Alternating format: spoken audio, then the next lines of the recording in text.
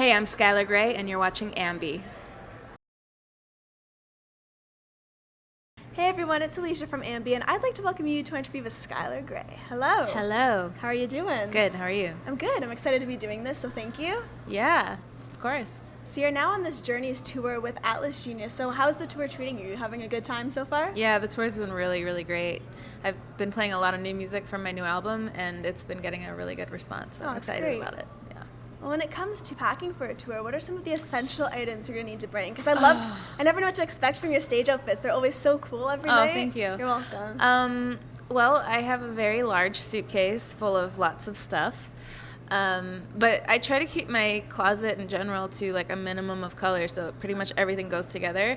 And the trick is just like bringing a bunch of things that I can, create a lot of different outfits with.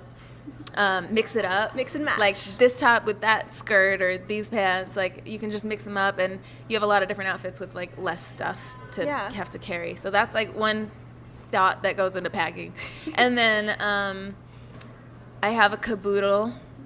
I know that caboodles are like really old school 90s things, but it's perfect for carrying all my makeup because it like has compartments and it's very organized. And every night when I'm in a hotel room, I don't have to take out like all my stuff and set it on the 20 counter. different bags or anything. Yeah. It's like a lot easier to just open it up and it's there. So, I mean, that's pretty much it. I don't think there's much packing. Well, obviously all the gear. Yeah. I mean, I have like microphones and ear packs. And a lot heavier than the clothing. Yeah, but I have a whole crew that takes care of most of that stuff, so. Do you have a favorite outfit to wear on this tour so far? So far, I've just really liked when I get to wear my flats because I can dance more and like get crazier on stage. I've done a few gigs on the tour with high heels, and it's you have to be it's cautious. a little bit dangerous, actually. Yeah. There's like been a few times where like my heel went into a hole on the stage that I didn't know was there, and I'm like, oh, I'm gonna catch that, and nobody noticed. Hopefully. I'm glad you mentioned that you're playing some material off your forthcoming record. How's it coming along? Where are you at with it right now? The album is like probably 95% done. Okay. I'm really in the mixing stage right now, which I had to obviously put on hold to go on tour. But I'm hoping that the album will drop really soon. It's just a matter of, the label giving me a date based on all the other things that they want to plan to release it and promote it and stuff like that. So, but the music is there. Well, you have actually shared Moving Mountains from the forthcoming record, and it is one of the most beautiful, poetic songs I've heard in such a long time. Oh, thank you. I know it's about your move to Utah. Can you tell me a little bit more about that, just the transition? Yeah, well, I came from a nature environment. Like, I lived in Wisconsin growing up, and then I moved to LA, and I was in the city for a long time, and I just missed nature so much. So I knew that I was supposed to live in a small town like that had a lot of beauty and all that stuff. So after I established myself enough in music, I was like, okay, now I'm going to pick a place to live. And I picked Utah because it's a really easy airport.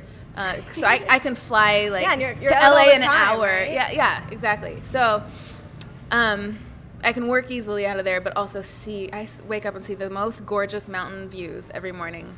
And I feel so blessed to live in such a beautiful place.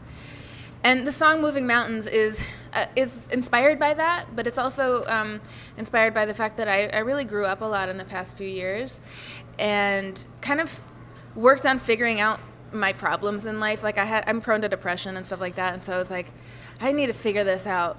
And so my therapist actually asked me, what does happiness look like to you? And I didn't know the answer to that question. And so I spent a lot of time trying to figure it out, and I realized it's about being present. Depression is caused by living in the past, and anxiety is caused by living in the future. Yeah. So being present is really important, but I had a hard time figuring out how to be present. And it's easy to do that where I live because it's so beautiful that I can just look out at the mountains, and no matter what is going on in my life or my career that's negative, all of that negativity just instantly goes away when I see that view, or I'm like petting my dog or something. And so I found happiness, and that's what amazing. Moving Mountains is about. Something that's really neat is you actually have performed at WrestleMania before, and I'm a massive wrestling fan. You are? Oh, I love it. Nice. So can you just tell me a little bit about what it was like just working with WWE and being able to do that? It was super random. I never expected that wrestling and I would ever have anything to do with each other. Yeah? Who knew? But I did WrestleMania 3 years in a row. Yeah. And it was just a huge production, way bigger than Grammys or anything like that, as far as like the stage size, the crowd size, the amount of like pyrotechnics and lighting and all of that stuff, the crazy stuff that goes into it. So it was really interesting to be a part of that. Yeah, well, WrestleMania is one of the biggest stages in the world. It was massive. So where else would you love to play? Because that's almost like a pinnacle. That's a dream for a lot of people. So what else is left for me, you? that was where just else would you like to? I've done a lot of cool stuff. V-Fest was really fun. I got to do that with Eminem. I don't know what I want to do. Has there been a favorite that you have done? I mean, the Grammys was really fun. It's really fun to perform on the Grammys with Dr. Dre and Eminem.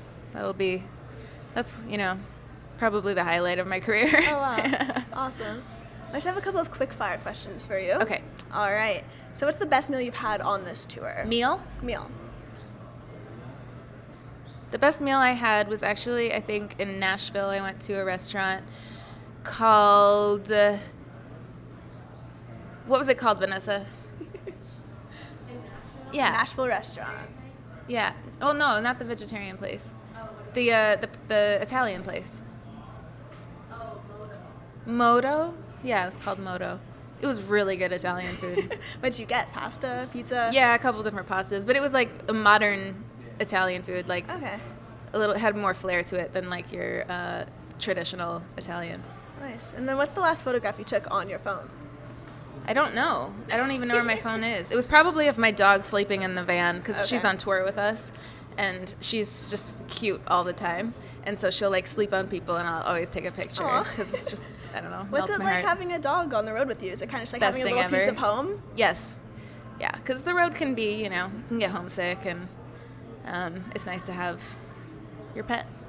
Well, when you aren't focusing on music and the performances that we know you for, what do you love doing when you have some downtime or just for fun? I love movies. I'm a big movie lover. And nature, of course. I'll take a walk or adventure in general I'm into. Yeah. Well, to wrap everything up today, anything you want to say to all of your fans who are going to be viewing the interview? Look out for the new album, and hopefully I'll see you on tour soon. Perfect. That's it. Perfect parting words. Thank you so much for your time today. You're welcome. And remember, to everybody viewing, you can visit us at amusicblogya.com for all exclusive interviews, features, videos, and so much more with your favorite artists. See you next time.